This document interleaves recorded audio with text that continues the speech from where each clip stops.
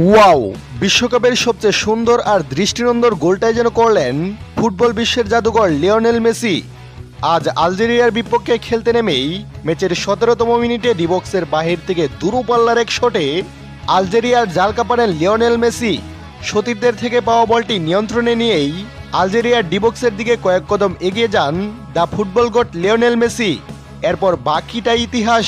চিরচেনা বাপের জাদুকরি শটে বল জালে জড়ান আর্জেন্টাইন এ মহাতারকা। সঙ্গে সঙ্গেই উল্লাসে ভাসে পুরো স্টেডিয়াম। দুই হাত প্রসারিত করে দৌড় দেন লিওনেল মেসিও। মেসির এই গোলটি যেন এক কথায় চোখ জোড়ানো ছিল।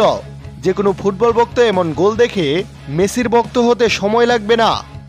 এর আগে ম্যাচের 5 মিনিটের সময় প্রথম বড় সুযোগটি তৈরি করেন লিওনেল মেসি। গতিতে কিছুটা পিছিয়ে পড়লেও চাতুর্যের সাথে আলজেরিয়ার রক্ষণভাগকে ফাঁকি দিয়ে এগিয়ে আসা গোলরক্ষকের মাথার উপর দিয়ে চমৎকার চিপ শটে বল জালে জড়ান তিনি। তবে লাইন্সম্যান অফসাইডের পতাকা তোলায় উল্লাস থামে আর্জেন্টিনার। প্রিয় দর্শক, লিওনেল মেসির এই গোলটি আপনাদের কাছে কেমন লেগেছে? আপনাদের মূল্যবান কমেন্টটি আমাদের ভিডিও নিচে জানাতে ভুলবেন না। ধন্যবাদ।